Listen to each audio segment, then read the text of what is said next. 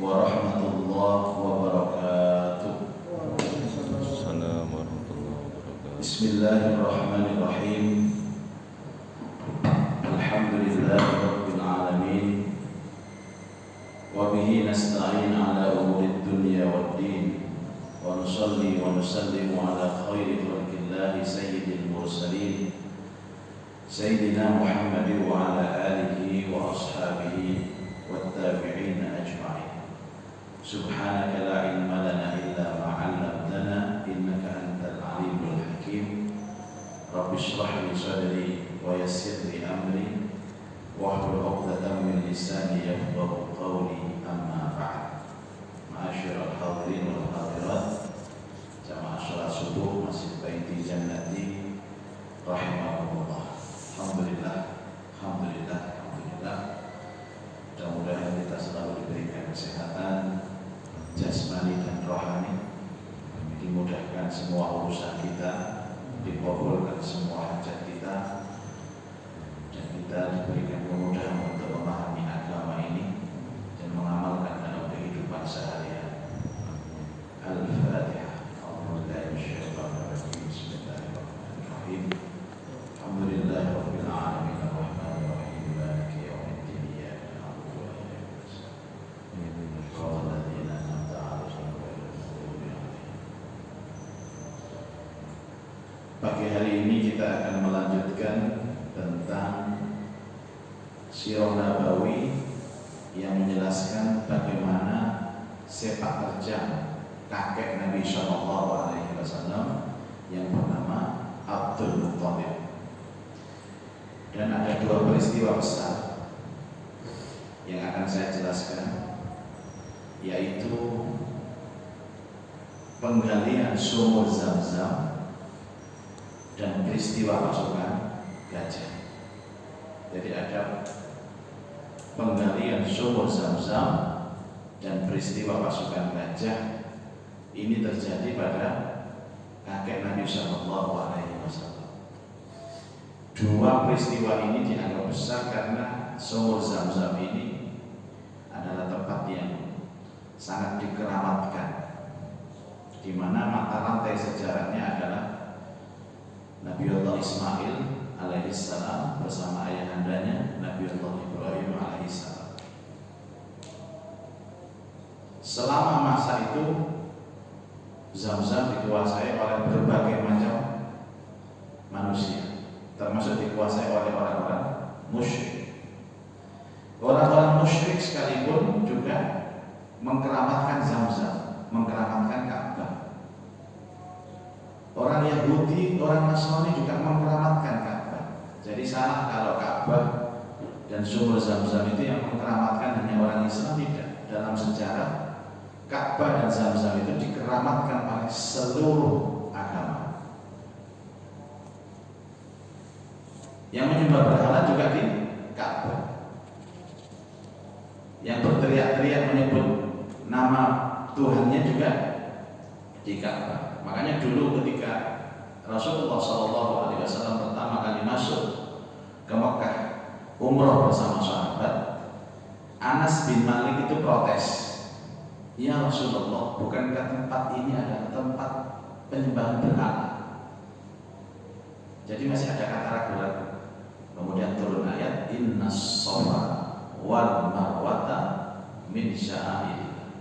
Faman hajjal baita aw itamara fala junaha alaihi ay yatawafa bihi. Sesungguhnya Shafa, Marwah dan semua yang ada di sekitarnya min sya'airillah, itu syiar-syiar Allah. Faman hajjal baita, siapa yang berhaji di Baitullah, awit tamara atau umrah, fala junaha alaihi, maka tidak salah, tidak berdosa. Jadi justru kita ini haji dan umrah di sini untuk memurnikan dan mengembalikan kembali fungsi Ka'bah yang sudah lama dikuasai orang-orang musyrik, termasuk di dalamnya air Zam-Zam. Pada awal mulanya Abdul Muttalib ini bermimpi disuruh menggali sumur Zam-Zam dan mencari tempatnya. Maka dia pun melaksanakan perintah dalam mimpi itu. Ternyata di dalamnya dia mendapatkan berbagai benda berharga yang dulu pernah dipendam orang-orang Jurhum tatkala sedang berpuasa. Jadi pasca Nabi Allah Ismail itu ada suku namanya suku Jurhum. Suku Jurhum itu menguasai Ka'bah. Memang kadang-kadang orang-orang dulu dan orang sekarang itu petunjuknya selalu melalui mimpi. Kapan itu ada tamu ke rumah, orang Lamongan. Pak, saya ini orang 3, saya ini bermimpi ketemu sampean. Dalam mimpi, kok bisa sama mimpi ketemu aku yo, sama butuh apa-apa. Yo sama cewek enggak apa-apa. Sama anak-anak kata yang ganteng bisa. Amin. Terus kami ini kan sedang ada tugas mencari harta karun berupa peti yang isinya itu lempengan emas batangan yang ada di daerah Sidoda di Lamongan. Apa hubungannya? Terus apa hubungannya dengan saya? Di tengah-tengah pencarian harta karun ini, kami berdua ini mimpi, bodoh mimpi ini, kepedok uang yang ciri-cirinya seperti bapak. Maksudnya jelas sekali. Nah, karena ciri-cirinya seperti bapak, kami itu datang ke orang-orang tua, orang-orang pintar ini, sopo. Kok tiba-tiba ada isyarat suruh datang ke sini. Lah kok dilarang kok? Saya yakin itu bapak itu yang ada dalam mimpi.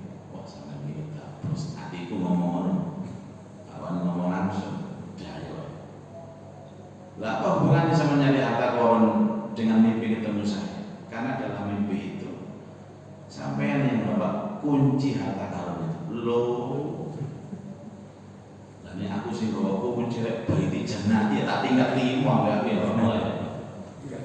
Oh nilainya itu triliunan Pak. Sekali komen tak tinggal 5. Bapak ini salah. Tapi sama yakin, saya yakin aku gak apa-apa gak nyebut kunci ini. Ya kadang-kadang ada orang itu disesatkan dengan mimpinya itu. Semuanya. Maka ayat-ayat tentang mimpi kan banyak, sehingga muncul adanya tafsir mimpi. Salah satu nabi yang punya keahlian dalam itu siapa? Yusuf alaihi salatu wassalam. Dan Nabi Muhammad juga pernah mentakwilkan mimpinya sahabat itu pernah. Seperti yang terjadi pada Abdul Muttalib. Sudah nggak usah diseriusi Pak ya. Itu aku diukur apa ya? Baik dijalan. Tepat ini. Terus kadek. Dari jenazah mana misi kue harta karun. Kalau saya tahu harta karun Pak saya mesti kaya raya Pak. Ya. Dan mungkin kalau kaya raya ya tidak tinggal di sini Pak. Tinggal di hutan sana atau laut direklamasi. Katanya nilainya itu sampai 500 triliun. Ya Allah. Kok iya ya apa ya? Tapi kalau Pak Yai ini mau memberikan kuncinya, nanti separuh itu punya Pak Yai. Waduh, 200 triliun Pak. Nolnya piro ya? Ya Allah. Tapi karena ini saya yakin ini adalah tamanni sebuah peristiwa yang hanya di angan-angan saja, di alam khoyal saja, alam khayal saja, maka saya tidak terlalu berbahagia. Dari hati, wis mulia Pak, ndak mulia Pak. Sumpah kan kalau daya Pak sampai ini. Wis tak kok ngopo-opo. Cerita sing khoyal kayak. Tapi itu kalau diceritakan kepada perempuan tertarik. Bojoku tertarik. Saya teman ndak kok bojo lho kok ya apa sih. Ngomong dari ngono niku. Urusan-urusan baik-baik. Jadi ada banyak benda berharga yang dulu pernah dipendam oleh orang Jurhum. Benda itu pedang, baju perang, pelana, yang semuanya terbuat dari emas. Dan terpendam masjid kan betul menarik. Kemudian dia menjadikan pedang-pedang itu sebagai pintu Ka'bah dan memasang 2 buah pangkal pelana di pintu itu. Abdul Muthalib tetap menangani urusan air minum dari Zam-Zam bagi orang-orang yang menunaikan haji. Memang tugas asalnya Abdul Muthalib itu adalah mengatur regulasi atau distribusi air minum yang waktu itu memang dari sumur Zam-Zam. Tatkala sumur Zam-Zam itu ditemukan kembali oleh Abdul Muthalib, maka orang-orang Quraisy ingin ikut campur tangan menanganinya. Dan mereka mengatakan kepada Abdul Muthalib, kami ingin bersekutu dengan kamu, ayo kerjasama yuk. Karena mereka menangkap ada sebuah peluang bisnis di situ. Utek-utek kayak mau tidak biar menentang, baca peluang ada. Jadi setelah lama tertutup, kemudian dalam mimpi itu ada petunjuk, dicari, kemudian ternyata ada, dirawat oleh Abdul Muthalib dan diketahui oleh tokoh-tokoh Quraisy waktu itu, dan mereka ingin berkongsi dengan Abdul Muthalib untuk merawat sumur Zam-Zam. Loh, hadirin sekalian, kenapa itu menjadi penting? Karena kebutuhan air di tanah tandus seperti Mekah itu luar biasa. Itu namanya peluang. Nanti ingat nih, zaman bisnis banyu nang sememi, kayu, banyu gampang. Tapi kalau ada bisnis yang mungkin orang sini itu tidak ada yang punya, ada bisnis, pastilah laku. Saya ingat awal-awal PSBB ada pandemi, bisnis masker, jualan masker itu banyak, sampai wakil bapak-bapak itu kendaraan masker itu kotanya bojone diketok tadi, jadi lurut kayak karet kan. Cari hand sanitizer, wangi apotik, pesen kan telung dino ket kok. Dulu, misalnya ini buatan mbak, misalnya ini buah-buah, itu namanya membaca peluang, dan itu terbaca oleh orang-orang Quraisy. Wah ini tepat ya, bisnis air ini. Tapi mereka tidak menyangka bahwa air itu syarat dengan sejarah, air itu syarat dengan keramat, air itu syarat dengan obat. Jadi mereka hanya melihat air Zam-Zam yang ditemukan oleh Abdul Muthalib itu sebagai air yang memang dibutuhkan oleh orang-orang Mekah dan orang-orang yang berhaji pada saat itu. Bapak Ibu, haji itu bukan hanya masalah Rasulullah, orang musyrik juga haji. Ada ayat, wa ma kana salatuhum 'indal baiti illa muka'an wa tasdiyah. Tidaklah salat mereka di bait, tawaf mereka di bait kecuali berteriak dan bersiul. Wow. Jadi mereka juga datang ke Ka'bah dan menganggap Ka'bah itu keramat dengan cara mereka. Kalau dalam Quran diceritakan 2, berteriak dan bersiul. Kayak di video-video itu loh Pak. Jadi mereka keliling Ka'bah sampai bersiul-siul. Dan pasti mereka haus. Mengelilingi Ka'bah dengan cuaca yang panas, ngelak. Nah itu peluang bisnisnya sih itu. Wah itu tolan banyu lagi tepat. Kira-kira saat ini apa peluang bisnis yang gini kira-kira. Tolan apa kira-kira? Tolan sarung ya, akeh duwe sarung. Nggih. Totolan masker ya wis. Niki jojoran kula sampe nopo masker. Biyen derek masker ya angel pas sakniki teng griya ngono-ngono. Ya Allah ya.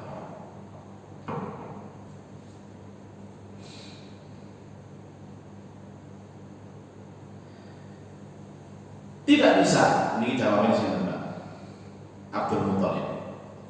Urusan Zam-Zam ini urusanku. Jam elok-elok kan ya. Kenapa Abdul Muthalib begitu yakin? Kenapa Abdul Muthalib tidak mau peluang itu diambil orang tidak? Karena isyarah mimpi untuk menjaga Zam-Zam itu membuat dia berkeyakinan bahwa ini memang urusanku. Tidak dia tidak mau menyerahkan begitu saja masalah ini kepada mereka, kecuali setelah menyerahkan keputusan kepada seorang dukun wanita dari Bani Sa'ad. Dulu masih musim Pak, dukun masih ada, dan sampai sekarang. Jadi orang yang meramal, orang yang melihat seakan-akan dia mengerti masa depan, dari dulu itu sudah ada. Mereka tidak akan pulang kecuali setelah Allah memberinya 10 anak laki-laki, dan setelah mereka besar dia tidak akan lagi punya anak, maka dia akan mengorbankan atau menyembelih salah seorang di antara mereka di hadapan Ka'bah. Nah, ini yang cerita tentang Zamzam. Jadi peristiwa yang pertama adalah peristiwa ditemukannya kembali sumur Zamzam, dan akhirnya dijaga oleh Abdul Muthalib sampai sekarang ini. Zamzam menjadi sebuah tempat yang sangat diidam-idamkan oleh para hujjaj atau jamaah haji dan mu'tamirin, sehingga mereka ini pulang harus bawa Zamzam, paling tidak 10 liter, 5 liter, yang sekarang lagi terhalang karena pandemi ini. Jadi kemarin itu ada jamaah yang berangkat umroh. Ini informasi awal. Syarat saya jangan umroh sampai bulan Maret, karena peraturannya di sana itu simpang siur.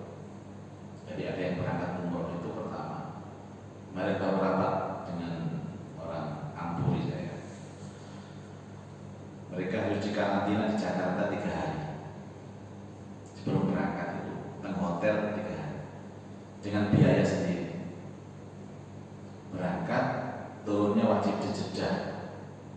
Jeddah ini wajib naik bis yang kapasitasnya biasanya 58, 60, hanya diisi 12 orang dengan protokol kesehatan. Sampai di Madinah tidak boleh langsung masjid, wajib dikarantina 3 hari di hotel.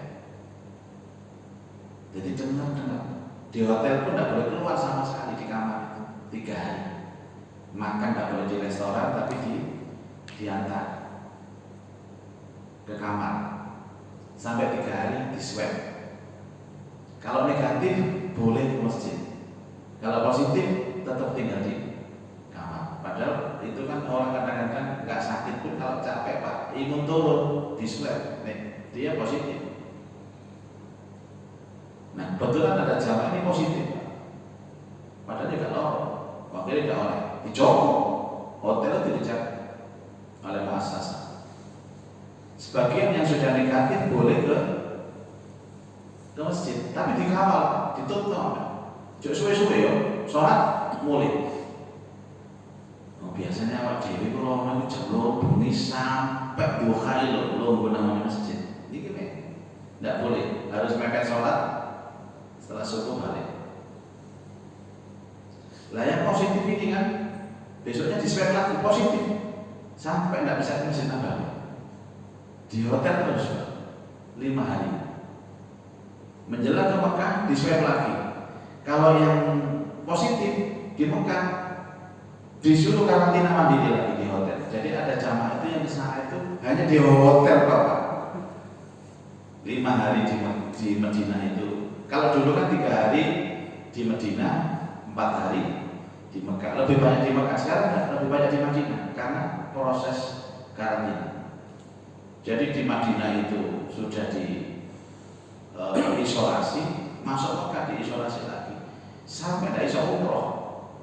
Mulai guru umroh sih ya, karena positif terus OTG. Ya, padahal ya tidak mau, pokoknya ini sehat ya, aku mau tenang selalu umroh itu. Dan kalau mereka yang diperbolehkan umroh, hanya diperbolehkan sekali saja umroh, sekali tak buat balik. Jadi kalau dibandingkan dengan dulu ya jauh. Karena itu saya sarankan jangan ada yang berangkat sampai Maret. Ini buatan kok melarang umroh, berarti sorok atau berikut. Itu yang kemarin kabar kemarin. Jadi banyak sekali jamaah yang memaksakan diri umroh di sekarang ini Pak, tapi ternyata mereka tidak bisa umroh. Uang sudah dikeluarkan banyak, tenaga, waktu, tapi tidak oleh umroh. Bon, ini peristiwa pertama tentang Zamzam. Peristiwa yang kedua tentang Raja Abroha atau pasukan gajah. Abroha namanya As-Sobbah Al-Habsi, itu gubernur yang berkuasa di Yaman dari Najasyi.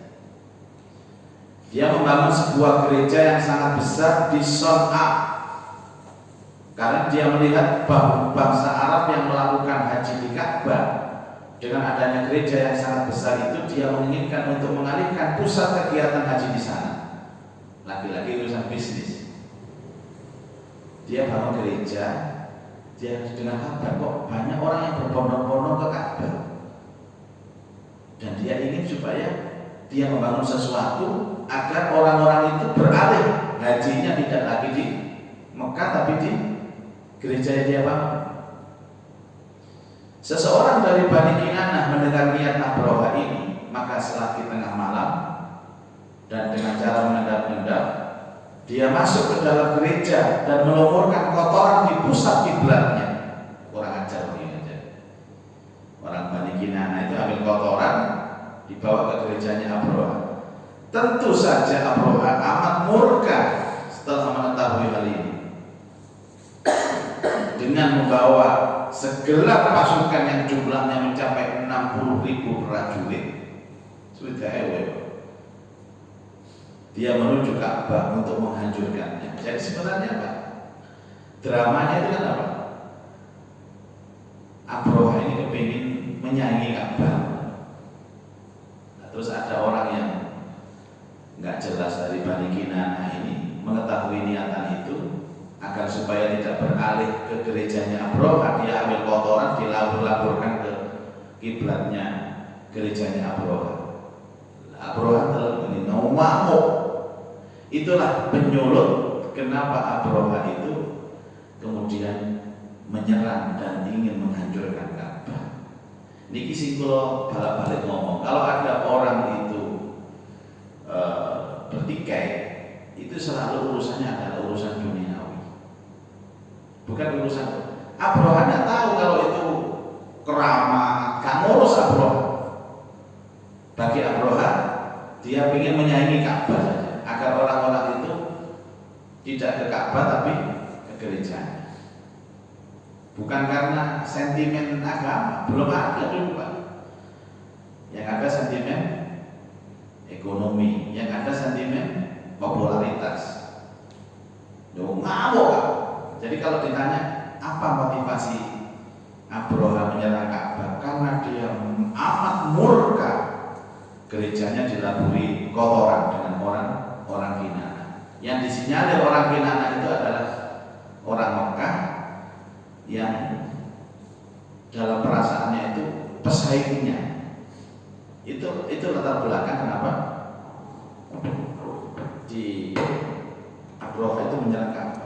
Sampai nanti turun surat Al-Fil Pak ya, surat 105. Lah karena Ka'bah ini kepunyaan Allah, lah Allah punya kepentingan untuk menjaga itu. Jadi Abroha menyerang Ka'bah karena benci dengan Islam, tidak. Dan itu berlaku sekarang. Jadi salah kalau komunis benci dengan Islam itu karena faktor ideologi. Pasti faktor ekonomi. Mau akan orang umik karena sejarah menorehkan seperti itu. Tidak ada orang itu bentrok masalah ideologi.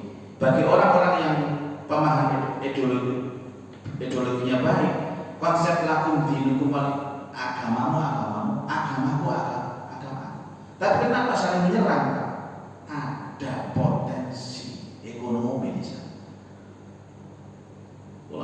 Kadang-kadang itu iya. Ya dulu seperti Abu Lahab benci sama Rasulullah itu kan bukan karena Rasulullah itu Nabi Pak.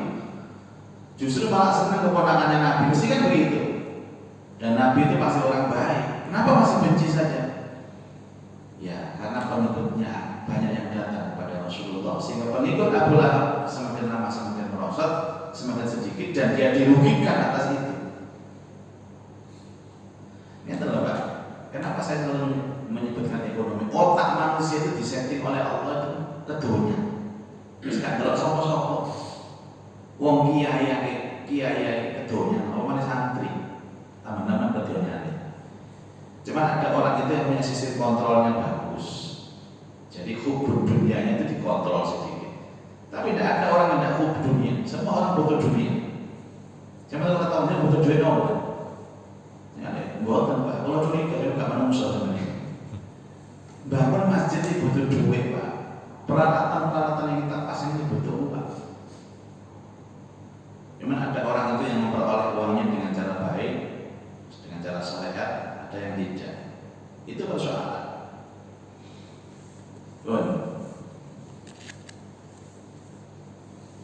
Untuk kendaraannya 60.000 tadi Pak, dia memilih seekor gajah yang paling besar di samping 9 atau 13 ekor gajah lainnya di tengah pasukannya, siap untuk menginvasi Mekah. Panjenengan tahu istilah gajah kalau sekarang apa? Unjuk kekuatan militer. Biasanya kan ada parade militer, misalnya ulang tahun TNI, ada parade militer, duit tank, duit pesawat, nopo. Dan itu diliput Pak, agar dunia itu tahu bahwa kita punya kekuatan. Terus enten Cina duit kapal perang yang ditaruh di sini, di teluk sini, itu kan semata-mata untuk menunjukkan kepada dunia, saya punya kekuatan seperti ini, macam-macam Pak. Jadi salah satu strategi perang itu menunjukkan kekuatannya melalui alat-alat yang dia punya untuk apa? Memberikan efek agar lawan itu nyalinya turun. Makanya tinju-tinju ini bahasa ini kan awal itu gede-gede. Kalau tinju ini ketawa itu tidak orang Pak. Gimana pendapatnya Pak? Apakah Bapak bisa mengalahkan itu? Saya kalahkan dalam 1 ronde. Anak tinggi tangan ini apa Pak? Insya Allah kali ronde mau ya. Cari lawan. Oh, Pak itu Pak. Orang tinju ketawa itu cece. Ya Allah. Sami kali kalau nikmati ngaji. Apa sapa Mas mangan ta sapa? Ngaji niku Pak, ngaji mulutan tapi MC-ne MC orkes. Lah saya sih Pak.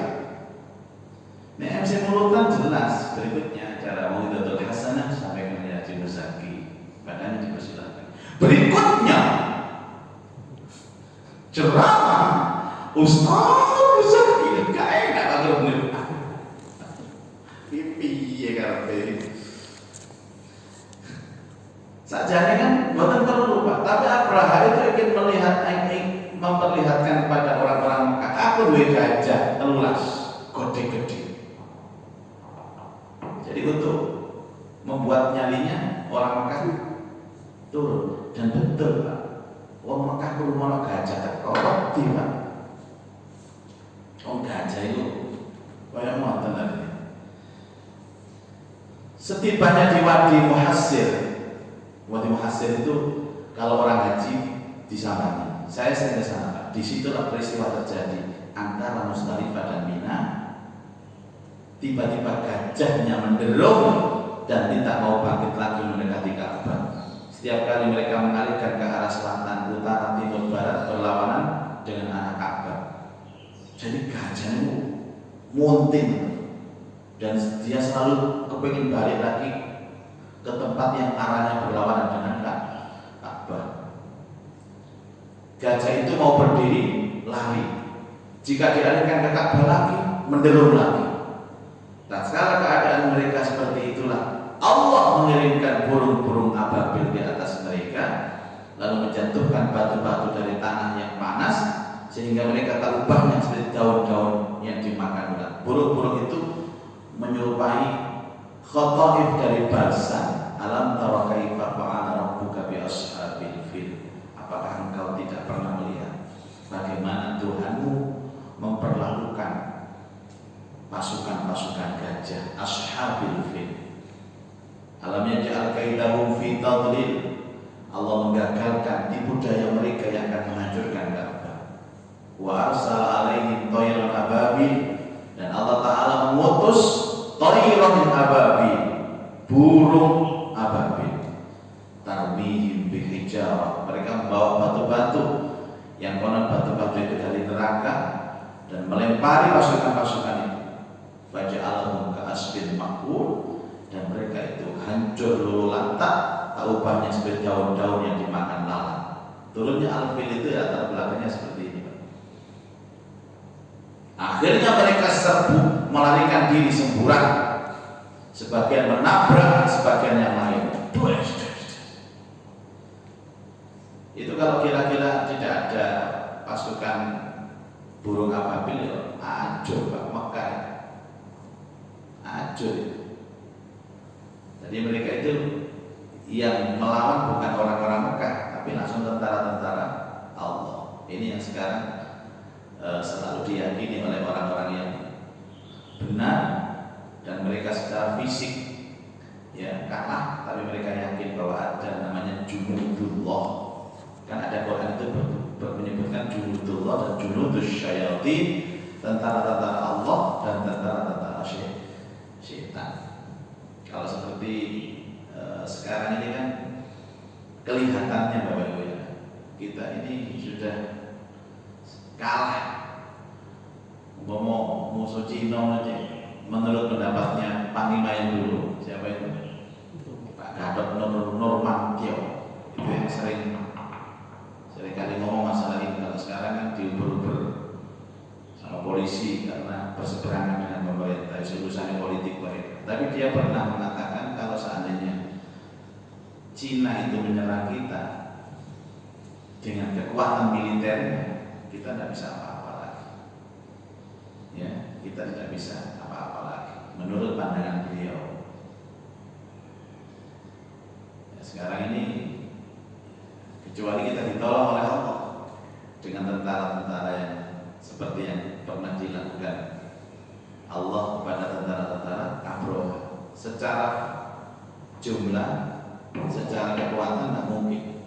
Kam min fi'atin qalilah ghalabat fi'atan katsirah biiznillah. Tapi dengan ayat ini bahwa banyak orang, banyak jumlah yang sedikit itu bisa mengalahkan yang besar. Allah mengirim penyakit kepadanya. Jadi saling bertabrakan, yang pulang selamat itu masih hidup sampai di rumahnya kena penyakit. Ini yang disebut oleh Imam Syekh Muhammad Abduh ketika menafsirkan ini. Nanti dibuka Pak dalam tafsir Al-Manar karangan Syekh Rashid Ridho, itu muridnya Syekh Muhammad Abduh. Tapi namanya Kak Kober paling macam-macam. Kalau mau sing cerita nggih, mulai duwe kabeh kita Kak Kober model tafsir bahwa burung ababil itu tidak hanya bawa batu dari neraka, tapi bawa virus. Jadi Syekh Muhammad Abduh mengatakan batu itu bukan hanya hijarah, tapi dia virus yang mematikan. Sehingga mereka pulang itu ada penyakit Pak. Sendi-sendinya itu lepas sendiri. Ini coba merotol, kena itu merotol, kena hawanya batu itu merotol, sendi-sendinya lepas. Sampai di rumahnya itu tak ubahnya seperti anak burung, dadanya terbelah hingga terlihat jantungnya. Lalu mereka itu mati terkapar. Merotol, bodoh itu koyok merontok kabeh, ketok jantungnya, dan akhirnya mereka mati. Orang-orang Quraisy berpencar menjadi beberapa kelompok untuk mengungsi ke atas gunung karena takut terhadap invasi pasukan Abraha. Setelah Abraha mengalami kejadian seperti itu, mereka pun kembali ke rumah dalam keadaan selamat dan aman.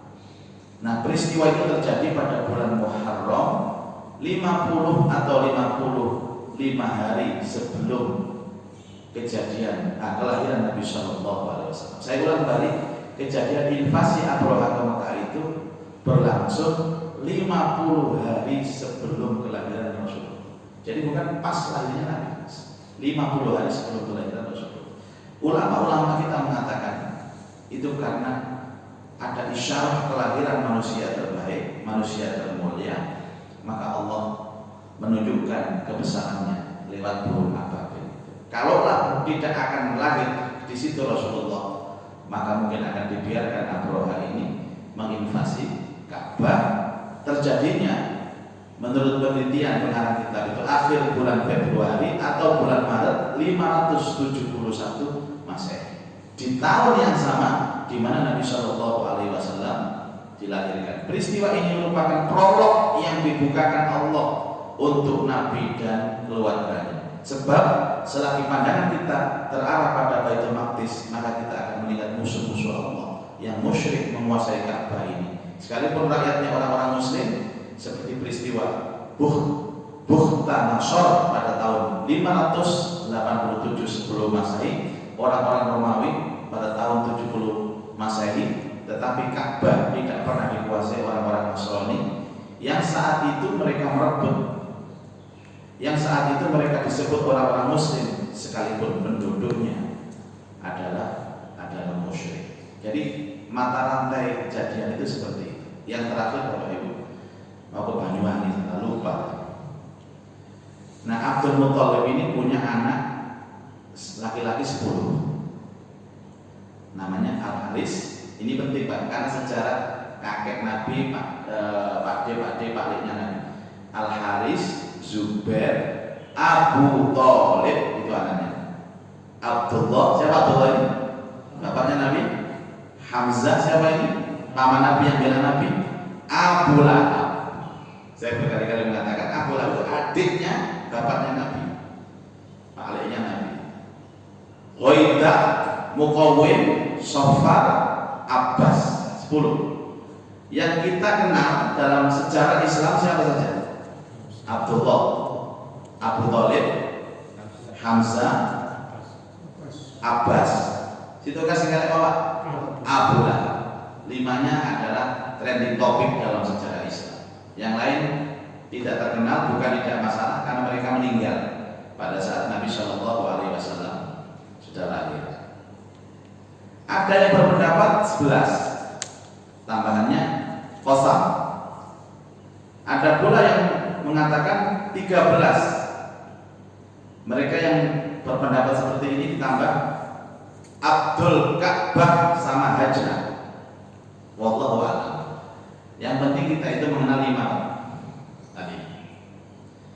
Sementara itu tak ada seorang di antara anak-anaknya yang bernama Qasam, sedangkan anak perempuannya ada 6. Siapa? Ummul Hakim atau Baidah, Barrah, Atikah, Sofiyah, Arwa, dan Umaymah. Itu disarikan dari kitab Talqihul Fuhumi Ahli Asar, dikutip oleh Syekh Sofiyah Rahman Al-Mubarakfuri. Saya tetap mengikuti pendapat yang pertama, yaitu 10 anak laki-laki ditambah dengan 6 anak perempuan, jadi total semuanya adalah 16. Itu anak-anak dari Abdul Muthalib. Tapi yang akan dibahas lebih lanjut di sini itu hanya 2 nanti setelah ini. Satu, bapaknya Nabi sendiri adalah Abdullah, dan pakdenya Nabi sendiri Abu Thalib. Abu Thalib ini orang yang sangat berjasa dalam kehidupan Nabi Shallallahu Alaihi Wasallam. Mudah-mudahan menjadi keterangan yang manfaat. Al-Fatihah. Iyyaka na'budu wa iyyaka nasta'in. Ihdinas siratal mustaqim, siratal ladzina A'udzu billahi minasyaitonir rajim. Bismillahirrahmanirrahim. Alhamdulillahi rabbil alamin. Allahumma shalli ala sayyidina Muhammad wa alihi wa sahbihi ajmain. Allahumma anfa'na bima 'allamtana wa 'allimna ma yanfa'una wa zidna ilman nafi'a. Allahumma arzuqna fahman nabiyyin wa hifdzal mursalin wa ilhamal malaikatil muqarrabin bi rahmatika ya arhamar rahimin. Rabbana atina fid dunya hasanah wa fil akhirati hasanah wa qina adzaban